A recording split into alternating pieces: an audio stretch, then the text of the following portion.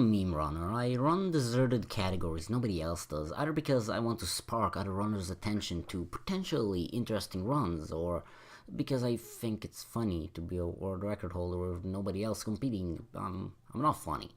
And that, as you might expect, drove me away initially from Breath of the Wild speedruns. The shortest category in there is about an hour long, and you can make so many mistakes throughout the way that will cause massive time losses, and from my history of short runs and trigger happy resets, I didn't really think that game would fit me.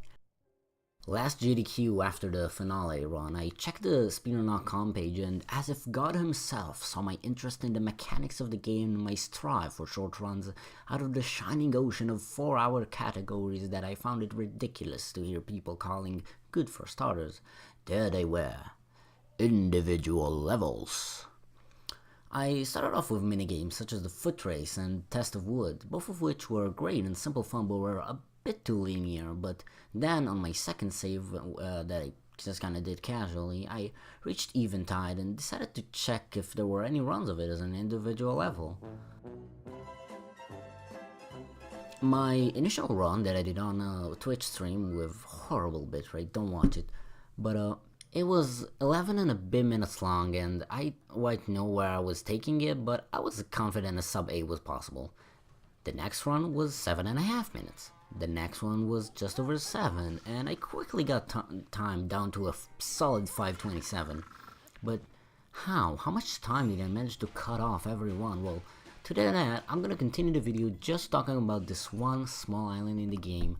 It's smaller than the entire snowfields of the Great Plateau, and only had 3 general objectives, and how it has so many variables and so many possibilities to be improved, and that's just that part.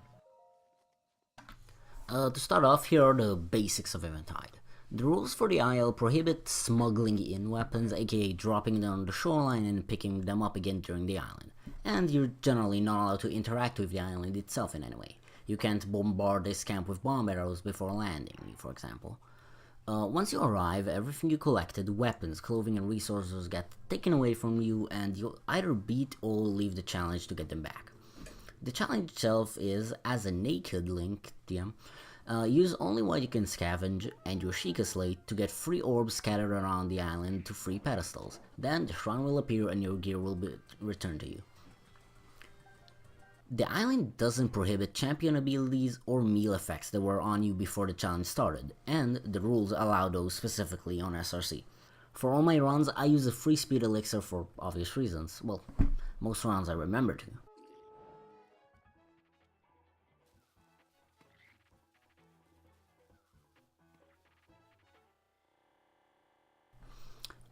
Now for specifics. The first orb is called the Archer Orb. It is located up on this treehouse with 3 Bokoblin archers watching it. This place is called the Archer Camp. The orb is right by a chest with a soldier boy, and so you may accidentally open that as you start to run and reset, so get ready. Or don't. The second orb is the Hinox Orb, lying strapped to the giant's neck, and you have to pick it up for it to disconnect. This can be finicky if not done well, and it also drops when the Hinox is killed, making it the more obvious method, for me at least. More on that later. The final orb is called the Top Orb. It lives in Top Camp, near Top Pedestal, and is top tier when ranking reset causes for Eventide ILs. The orb can be put in any of the 3 pedestals. First is Ice or Cryonis pedestal, and it is on the very corner of the island, very far away from everything else, and is always a chore. You're meant to use Cryonis to throw the orb to the ocean and get it back to this separate island. Then is Box pedestal or Hinox pedestal, right on Hinox camp, which is located, go figure, in the small hill above the Hinox himself. This hill should generally never be approached when it still has enemies because of the electric choo-choos, so we use a Fury for every route of the island to clear them out. A 2-handed heavy weapon can be used to clear out the boxes covering the pedestal's center, but make sure you never hit the barrel too, as it contains Satan himself. The final pedestal also requires more fun, this time with a large stone that can only be moved with stasis, but doesn't require much hits to move enough. The main issue here is the 5 Bokoblins and 1 Moblin rushing you down if not killed using Fury. But now you can start thinking about some issues and questions. First off, my initial concern was, How do I manage the mass walking distance to the Cryonis pedestal? And then, what is the best way to get the orb off the Hinox? What can I use my Urbosa's Furies in the best way possible? Will anyone else ever run this? That's the last ones, yes, but the others were a bit of an issue. Before being told on the Breath of the Wild speedrunning Discord that I can use a tree launch to basically get to anywhere on the island I want to start it in, I used the Master Cycle Zero to quickly ride directly out to the Archer Orb, and usually manage to get a jump that goes over the ledge and pick up the orb, and continue to run over to this one. Then, after 10 to 25 seconds of struggle and occasional resets, I used the Master Cycle again and rode that over to the Hinox, where the most shapeful research in my life happened. Here's the thing.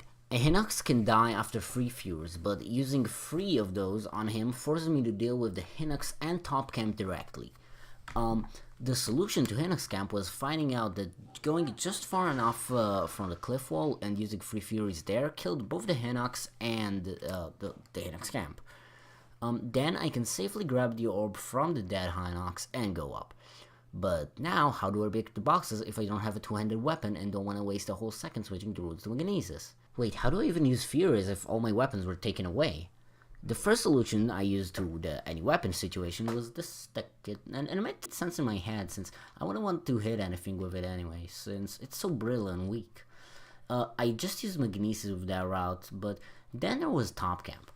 Top Camp severely needs a Fury if you don't want to get calm with like this footage in the background for over a minute at times. So only using 2 Furies leaves me a new problem. How do I kill the Hinox? The solution is ridiculous, so I'm gonna speed up all this calculation talk, I'm gonna improvise, and then I'm gonna, show general reasons, I guess.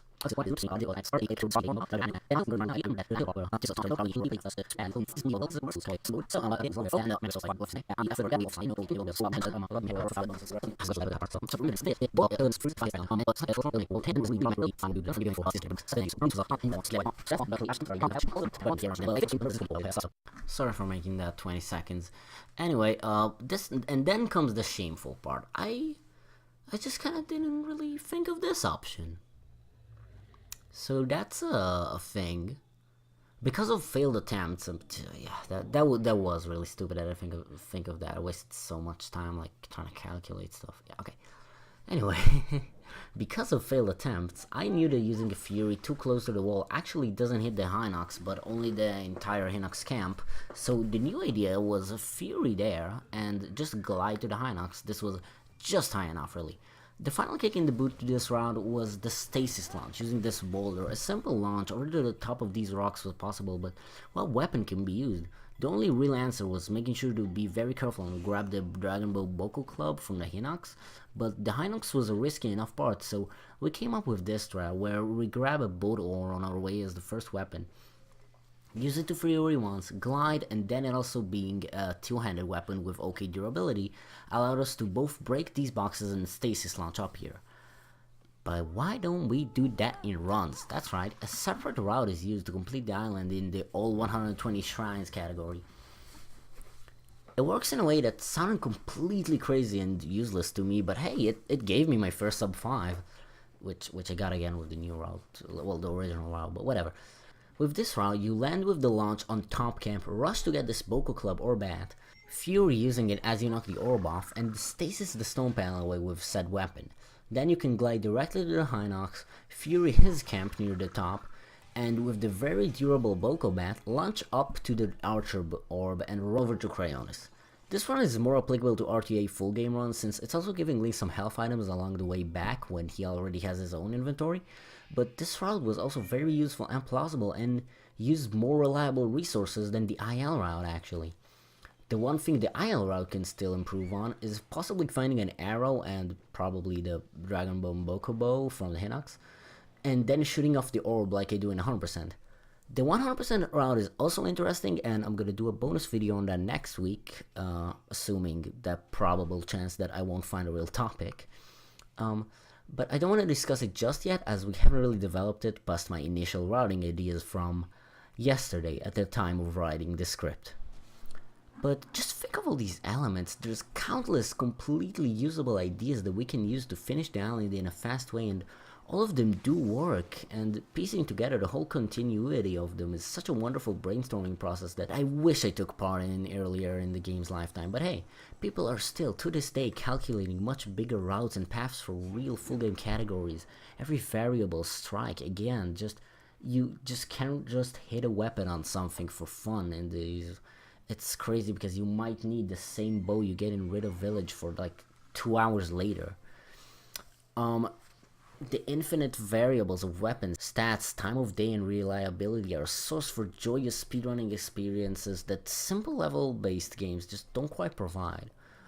I'll continue this next week where I deal the 100% route, and why that one is even a better showcase of routing with whatever you had and actually relying sorely on that, on what I found on the island. So, yeah, this is it for this one. If this interested you, please give some part of this game a try. Like, try Eventide ILs, something else you can route. Maybe make up your own little category, little speedrunning idea, trying to route off a single challenge, and see what you think. This is a joyous process, in my opinion. Thanks for watching. Bye.